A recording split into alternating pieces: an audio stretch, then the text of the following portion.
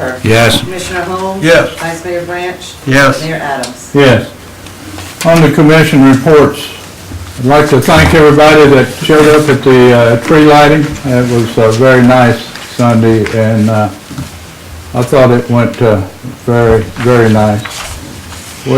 I had a lot of questions today on what was going on Gulf Boulevard down around the skateboard shop. It was DOT putting another parking place in.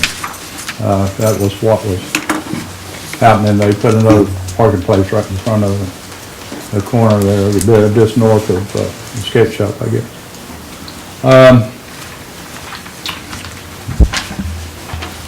The Christmas parade is coming up Saturday, and you should see it in front of your house sometime between 3 and 4:30. So be prepared for that one. And other than that, the boat parade, the 21st. So everybody plan on that. And that's about all I have, Vice Mayor Branch. Yes, thank you, sir. Police report, criminal report of police action reports are down in both towns, and the call for service was up in both towns. Traffic citations and parking tickets were down and warnings were up. There were 2 reported accidents in each town with no reported injuries. Physical arrest was unchanged in Indian Shores and down 25% in Reddington Shores. And there's one thing that I would like to mention to the people here, in case your water bills have jumped sky high. I had a $200 increase, and they told me that that was it. So then they said, go out and read it. And I went out, and you couldn't even see it, much less read it. So they sent somebody, and they straightened it. So if you have a dirty water meter, you better clean the lens, or they'll be sending you a Dear John that you won't like.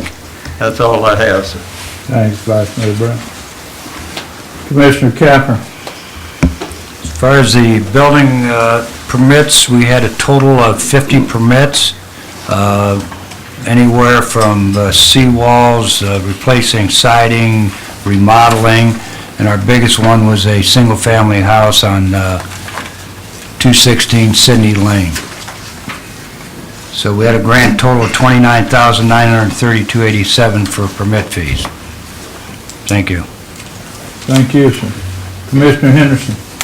It's pretty quiet in District 3, although we did have a little bit of vandalism at Spitzer Park.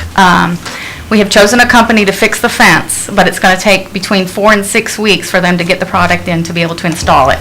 But if you see any suspicious activity, please call the police. That's what they're there for. You can use the non-emergency number, which is 727-595-5414.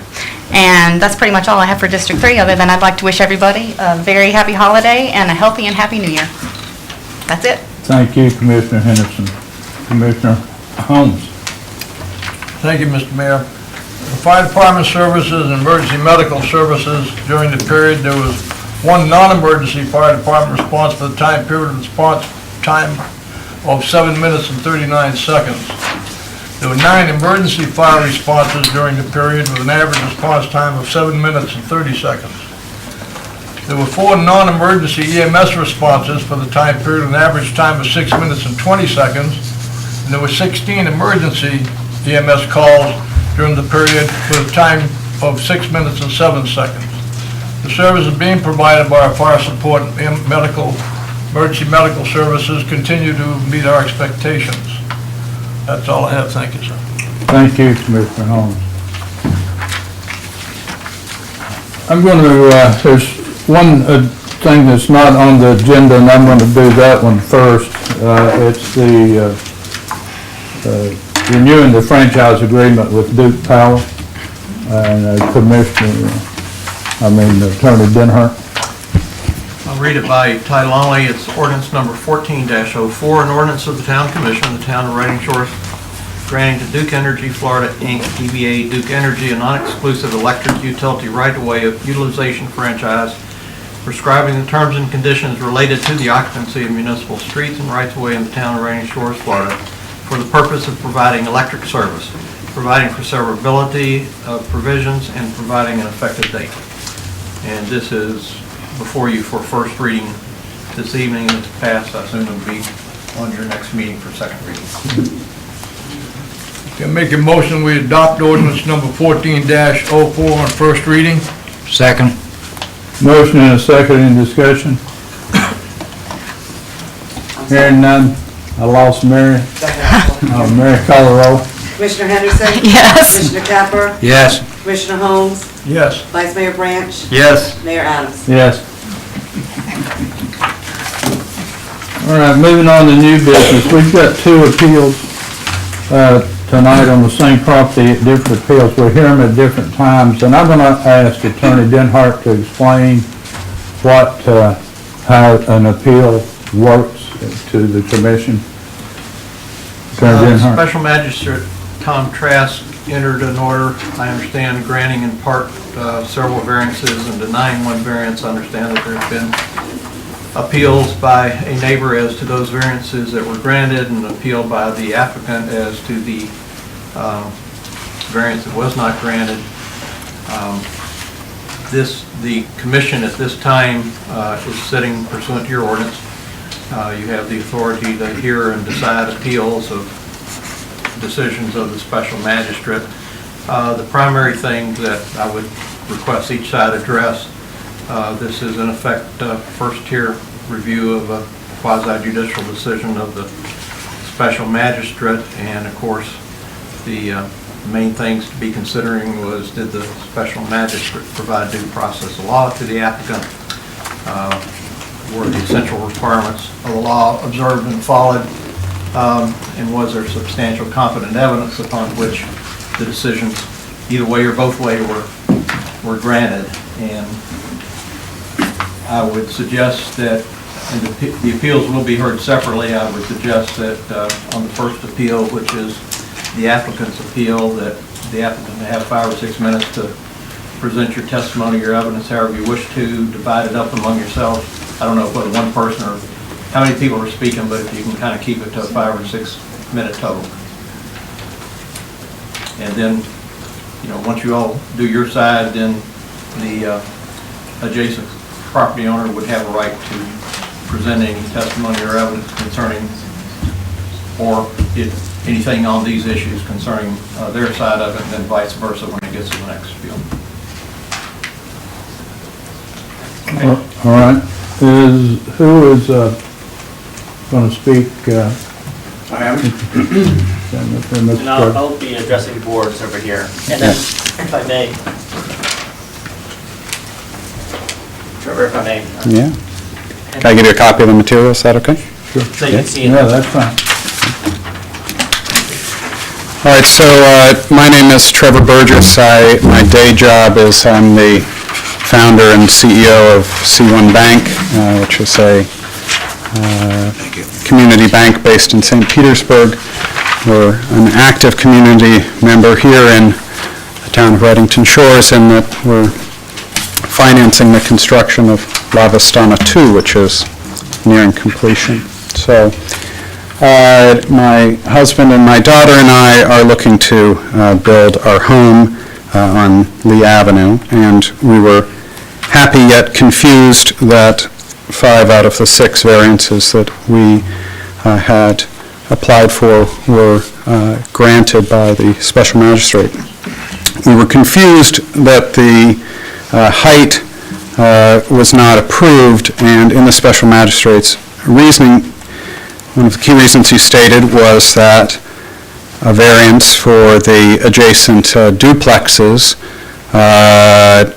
was not necessary, i.e. that even though those duplexes are taller, for some reason in 2004, no variance was required.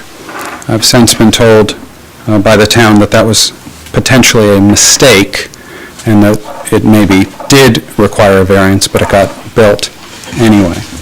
So, just to make sure everyone is aware of what we're talking about, This was set to be on Lee Avenue here, 3 sets of townhomes, 2, 2, and 2. 4 got built, 2 did not. But on this site previously was to be this third set of townhomes of equal height of the townhomes that are there. This is a rendering of what my husband and I would like to build. It's a 3-story structure over the required flood zone. Again, under the town code, duplexes and single-family dwellings are not differentiated. They are both... Could I interrupt you just 1 minute? Sure. Commissioner Henderson, I believe, has a conflict of interest on both this appeal and the next appeal, and that needs to be announced before we get much farther. So it's my understanding that you have a conflict of interest because she is a property owner in the very near vicinity, and the decision one way or the other here on either or both appeals could affect her pecuniary interest, and that you have filled out the I have. form that's on Filed file it. with the clerk's office and won't be voted. Oh, okay. I'm sorry for interrupting. Yeah, no, that's interesting to me. It's a small town. I think everybody's a neighbor. But anyway, as you can see, it seems that if one were to stick with, a strict reading of the very confusing code that says you can be 3 stories or 35 feet, you would be left with a structure that is 14 feet 9 inches shorter than the townhomes next door, if 35 feet is in fact the governing element, which it's not clear to me from the code that it is, or to my attorney. And certainly, building something that's 14 feet 9 shorter than the buildings next door would result in an out-of-scale and harmony design, which is what the code calls for. Thank you, Sergio. What we have proposed is in fact shorter than the townhomes next door. So again, they did not require a variance, so we're trying to understand what is the discriminatory element that differentiates this project from the already built projects on the street. Given that, again, there is no differentiation in the code between a duplex and a single-family home. The second major question is there appears to be inconsistencies with the manner that the code is understood and read. And in fact, I would argue, and in discussions with the town is pretty clear, the code's just out of date and hasn't really been updated properly to reflect the latest versions of the Florida Building Code or the latest federal flood regulations. And to give illustration to this, the code says it can be 35 feet or 3 stories. It doesn't say the lesser of or the greater of. Elsewhere in the code, greater of and lesser of are used all the time, right? But in this instance, right, it doesn't say that. It says 35 feet or 3 stories. So how possibly can 3 stories be done when you need to start basically 15 feet above the ground given the flood law? It would result in 3 stories of living space of about 3'6" each. That's clearly illogical. People cannot fit. They could not stand up, and it would not meet other elements of the code that require a 7'6" height. So my reading of the code, my attorney's reading of the code, is given that it doesn't say greater of or less than, maybe just 3 stories is allowed. Because clearly, why else would you have 3 stories in there? If you wanted it to just be limited to 35 feet, it should just say 35 feet. Why would it say 3 stories or 35 feet when you can't possibly fit 3 stories into 35 feet, given the flood law. It's impossible. It is illogical, and it just doesn't make any sense.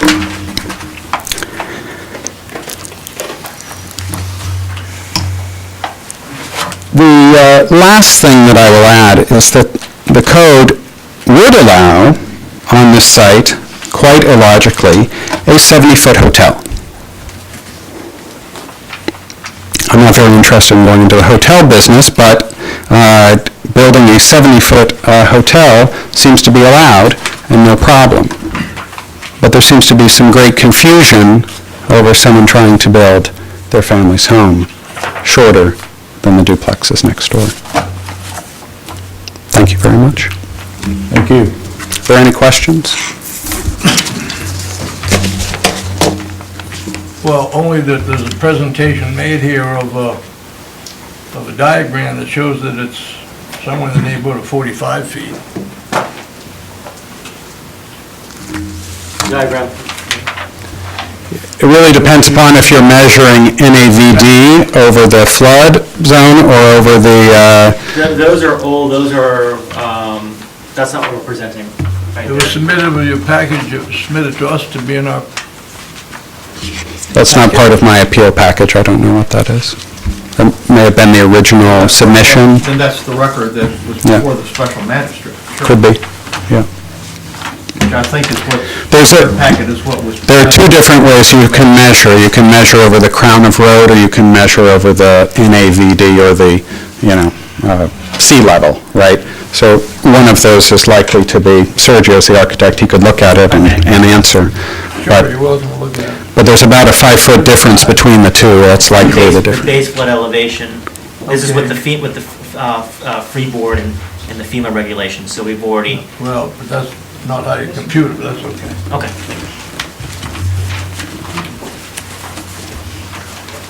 Any other questions? Thank you very much. Sure. Burgess. Opposition?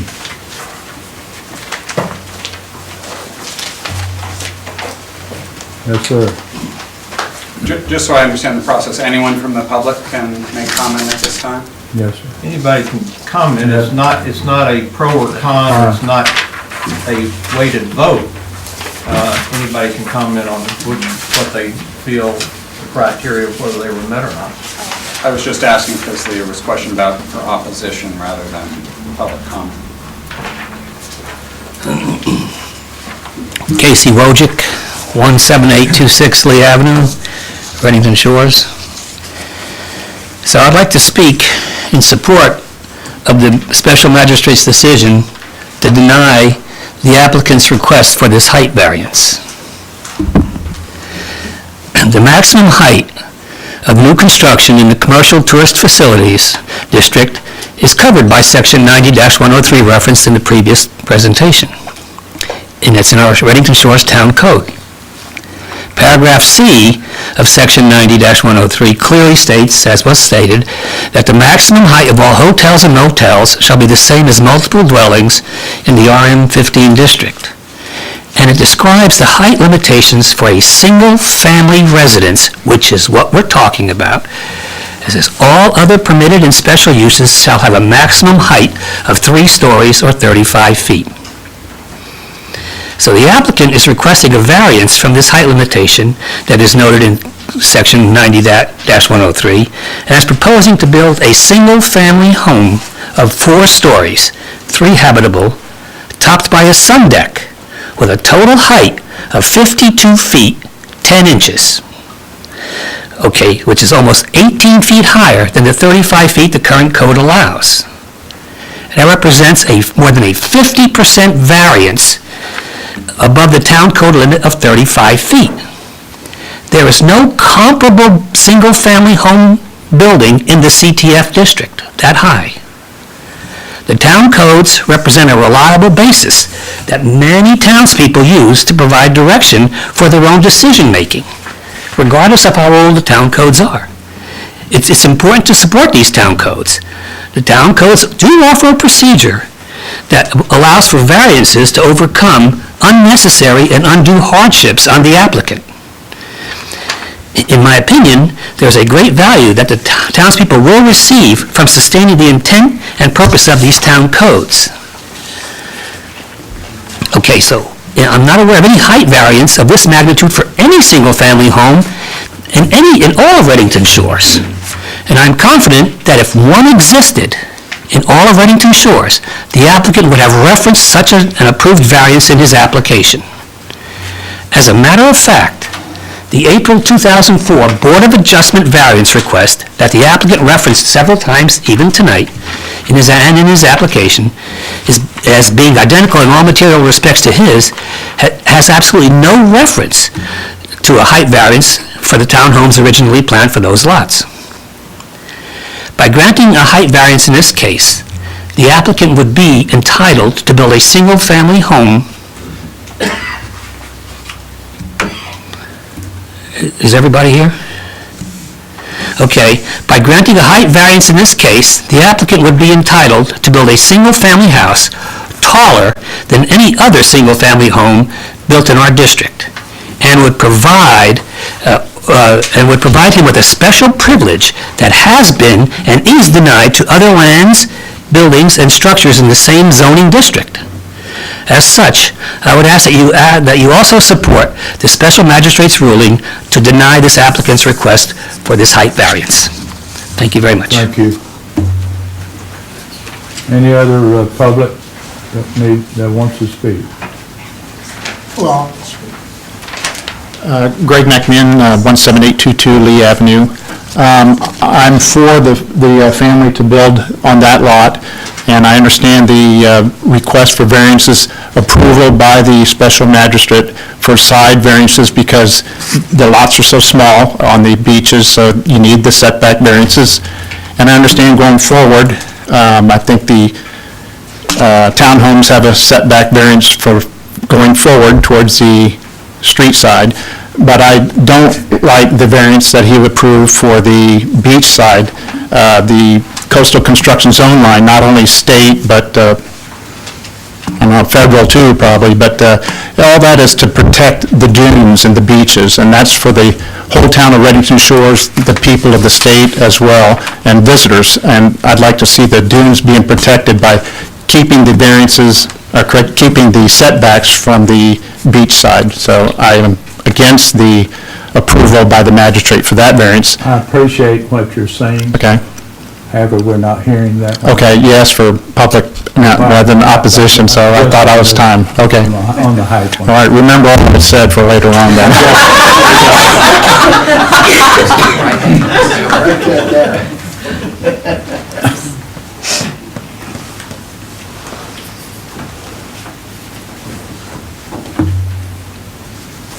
Good evening. My name is Donna Waldman. I live at 17716 Lee Avenue, number 1 in Reddington Shores. I respectfully request this commission deny the height variance requested for 17812 Lee Avenue. I understand the variances that have been approved for this property, but an additional height variance should not be allowed. We would effectively have a lighthouse on Reddington Shores with windows across the beach side whose lights would confuse and distract turtles trying to nest on our beach. We have a beautiful beach community, and I hope Mr. Burgess would understand this and modify his plans to fit into our community and not our community fitting in with his plans. We look forward to Mr. Burgess building his home for his family and becoming a good neighbor. Thank you. Thank you.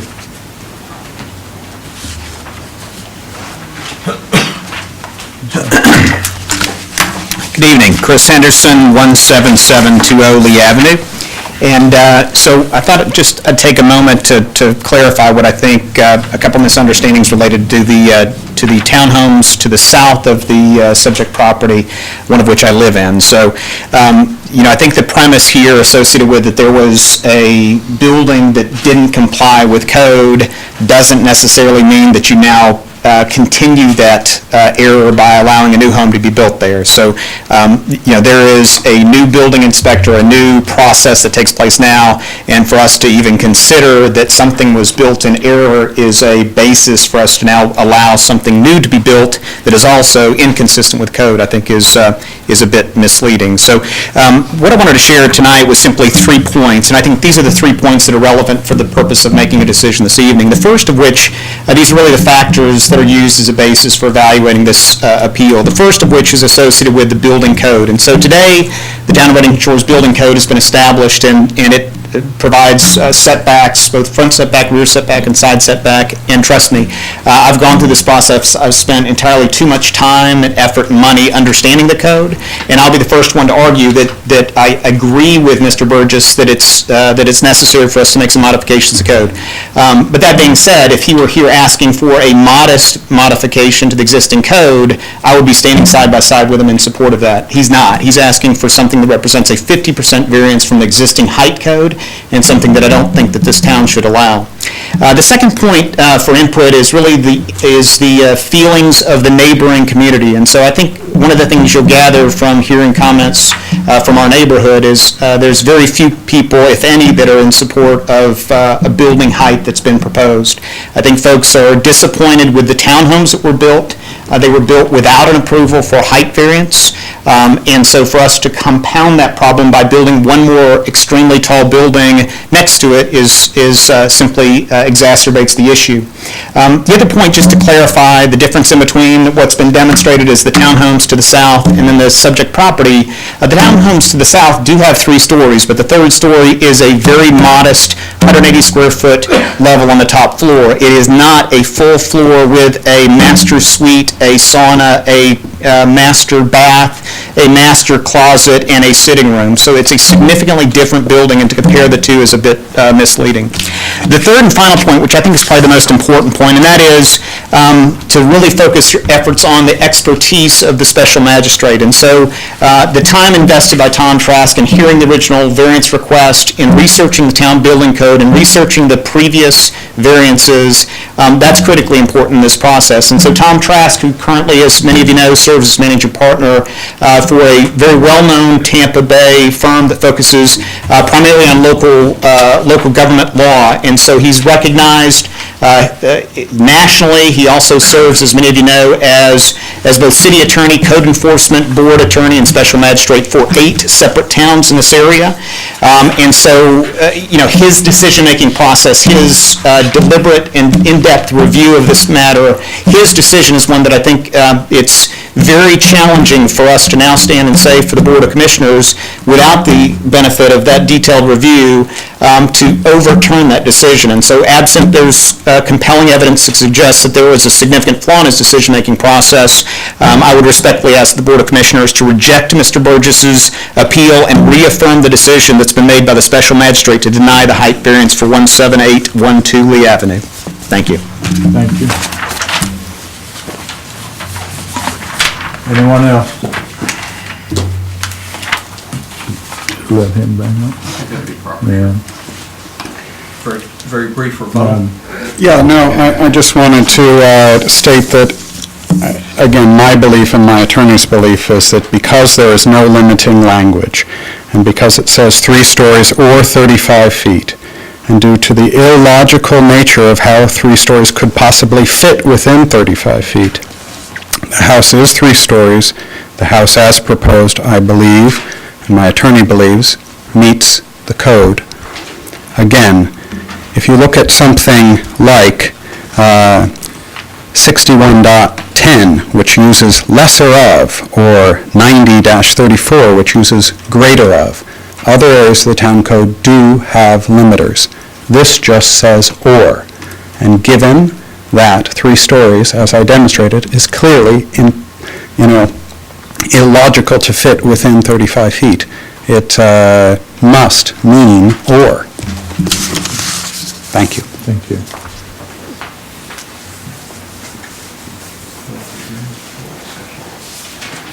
Okay, the hearing is now closed for discussion. If I may, let me just remind the commission, and I'm certainly not taking a a view here one way or the other because I can't, as the attorney for a quasi-judicial thing, but this is not a, how many people feel yes, how many people feel no. Your decision should not be based on that. It's not a popularity contest. Your decision is really, did Mr. Trask provide due process of law to the applicant and any surrounding objectors, were the essential requirements of law observed and followed, and were the decisions of Mr. Trask in this appeal and the next appeal based on substantial competent evidence. So those are the things I believe you should discuss in your deliberation and in your vote.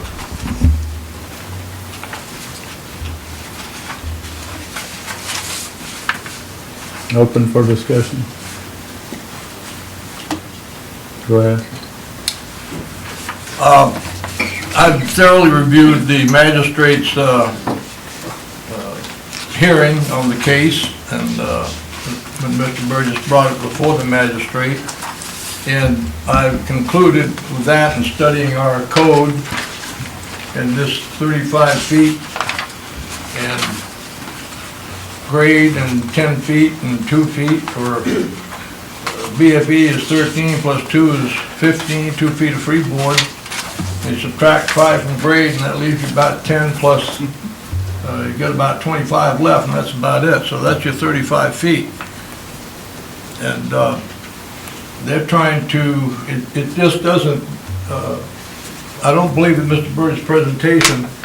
You can't, it says 35 feet or 3 stories. If you can pack the 3 stories into that remaining number of feet and meet the FEMA requirements, then go for it. But I don't think you can, so I didn't mean it to be, because it's impossible to fit it in there. You're just trying to put too much in that package. So I support the limitation on the decision based on height to deny the variance for height of the magistrate. And I believe that even though the code may be clear as a bell in layman's terms, it can be explained to them when they talk to the building official. And obviously, because of if we made a mistake or someone made a mistake back there at the time those townhomes were built, we're not going to make it again. We try to avoid those as we go along in this process. And hopefully we won't make the same ones twice. We try not to. So that's my feeling on the height variance. Is that a motion to uphold? That's a motion to uphold the magistrate's finding denying the variance and the request for height variance. I will second that we approve the thing as written by the magistrate, that we deny the height of the building. All the rest is okay, he's approved that, and this will be denied, would be my... Well, don't decide anything on all the rest at this point, because that's the basis of another second Okay. appeal. So That's the next one. you're only talking at this time about the height variance. Okay, on the height variance, no. That clear enough? It was to me, yes, sir. Thank you, sir. So motion is second. Motion and second, any discussion? I'm a little confused in the whole thing here. You got a neighborhood there, and especially with your townhomes, and a townhome to me, and I think when I was up north, they used that as zero lot line is what it is. So you basically have single-family homes that exceeded that height, okay? And that whole neighborhood, on the north and the south end of it, you've got high-rise buildings. It puzzles me, and I live in a house that I'm sitting up looking at a guy's roof, okay? And that's what you're gonna do here. If at that lot, whoever takes that, if he does something with it or whatever, the people on the other buildings are gonna be looking down on another roof, and a roof isn't a pretty thing, you know, so I disagree with it, sorry. Okay.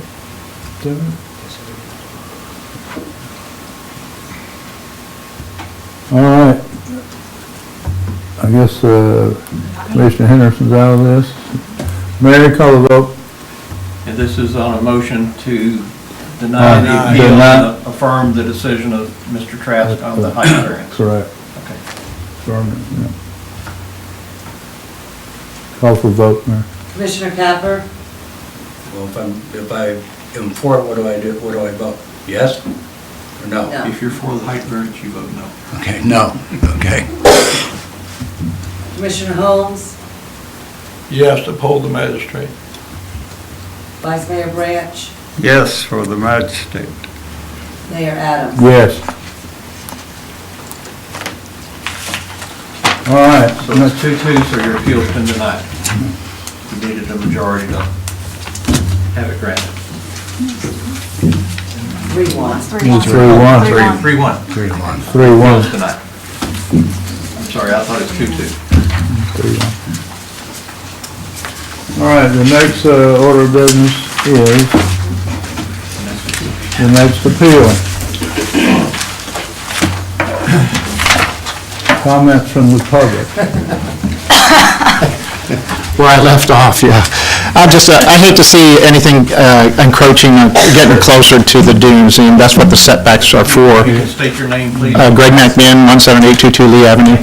Yeah, I presented a case earlier that I shouldn't have, but anyway, I'm opposing the variance allowed by the magistrate, encroaching closer to the dunes. That's what setbacks are for. If you look up the definitions, it's for protection for something, or if there's a hardship or something, and the hardships are the side setbacks. You need more land to build on because the lots are so small, so you'd give the variance to the sides, to the front, but I hate to see anything setback variance allowed towards the beach side, because that's protection of the dunes and the sea oats and the turtles nesting areas, et cetera. So, thank you. Thank you. Anyone else? Yes, sir. Again, Trevor Burgess. I guess I'm a little confused.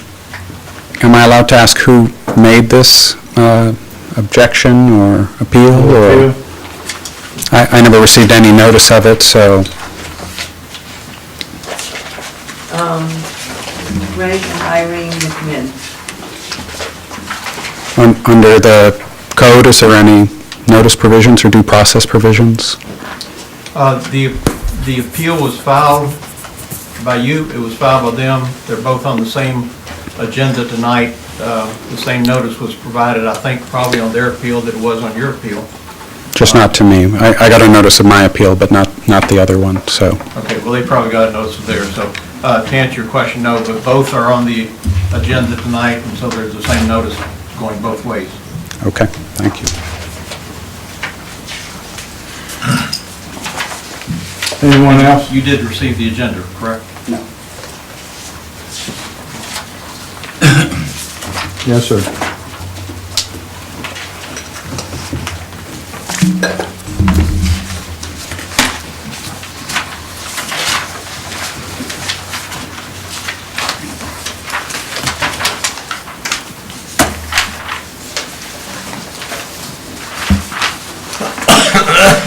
Perhaps while you're handing that out, here is a copy of their appeal that I think you should want to make sure you have it and see what they're saying. And obviously, you'll have the right to present your evidence or testimony concerning their appeal also. Okay. Thank you. Casey Wojcik, 17826 Lee Avenue, Reddington Shores, Florida. Okay, this discussion is about the special magistrate's decision, Section C of his decision, which is the rear yard setback of 18 feet, approving the rear yard setback of 18 feet from the coastal construction line and this appeal. Okay. So, the Reddington Shores Town Code establishes the coastal construction line as the point from which all setbacks are to be measured.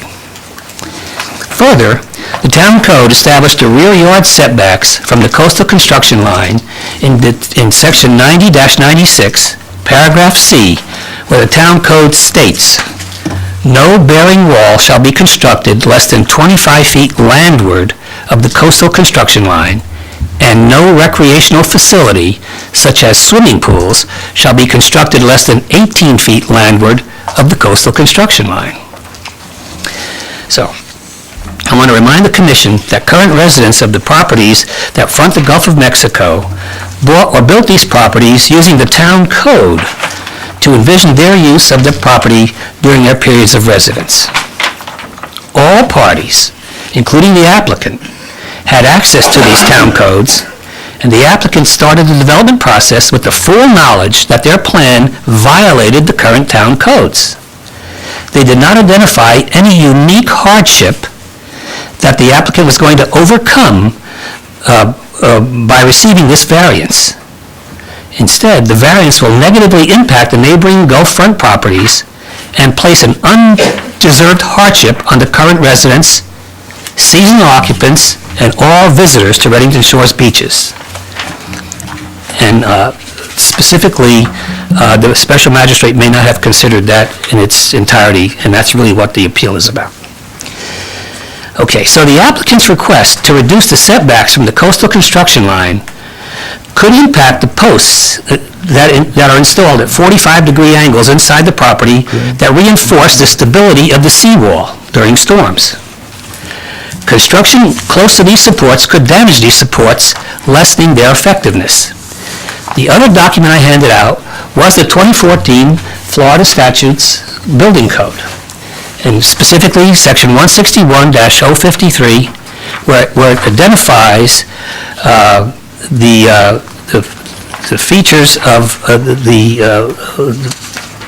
features that are built in to protect the beaches, and they want to preserve those armors, or they call armors, that they call arming the properties against so the beach stays solid. Construction close, okay. So I'm asking the commission to restore to the current property owners the Gulf Front protection provided by the town code. I fully support the appeal by Mr. McMinn of the special magistrate's decision, which, if the appeal is granted by this commission, will reverse that decision and deny the rear yard setback variance requested by the applicant. Any questions? Thank you. Thank you.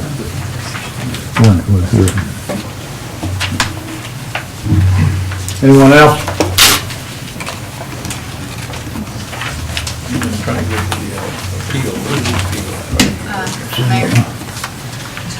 Tab 2. Mr. Burgess, did you? It's very difficult for me to respond, having received no notice of this appeal or no copy of the agenda ahead of time. So I'm happy to extemporaneously respond. As you've told me, that's the process. So we'll be sure to make note of that. The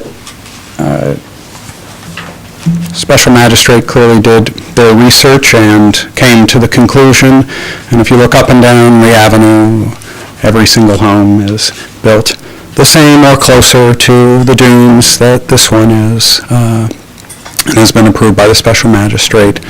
The unique parallelogram shape that was covered last time is the same in all the houses all along the avenue, and there's nothing unique about any of the setback variances. The setback variances are the same as for the townhomes and to the left, and not as great as given to the house to the right, which is even closer. So that's all I can say from my memory at this point. But again, just note, this may be the process, but it's an odd process not to receive any notice.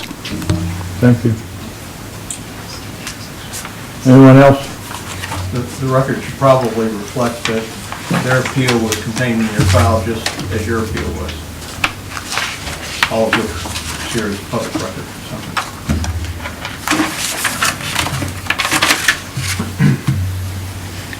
Yes, sir. I've reviewed the magistrate's work on the case, the variance request, and his support of the variances requested for the setback variances. And I would like to make a motion that we support the magistrate's findings on the setback variances, which include the west side, which is what the appeal is on. I believe it's on the west side. No, the rear. That's west. That's the rear. It's the west side, beach side. Is the beach on the west? The Gulf's on the west. Anyway, and there's no harm, I suspect, going to come from that setback being approved. That a That's my motion? recommendation. So your motion is to uphold the Support, decision. hold the magistrate's decision. As to all the other variances and to deny the second appeal. Correct. Deny the second, that's correct, yes. That's my Second. motion. Motion and a second, any discussion? Hearing none, Mary call the roll. Commissioner Capper, Yes. Commissioner Holmes, Yes. Vice Mayor Branch, Yes. Mayor Adams. Yes.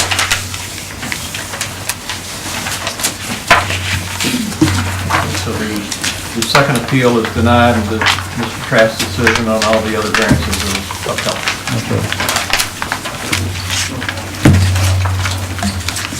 All right, the next order of business is the approval of the 2015 holiday schedule, which is in the, I got one thing I'd like to say about it.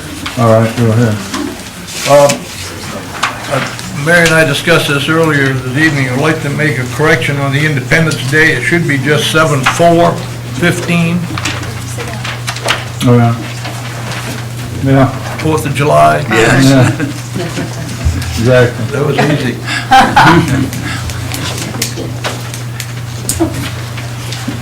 I thought they were gonna change it this year.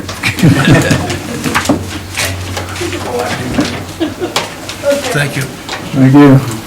Is that a motion to approve? Is that a motion to Sure, approve? I'd like to make a motion that we approve the holidays recognized for 2015 for the town of Reddington Shores. Second. Motion and a second, any discussion? Hearing none, Mary call the roll.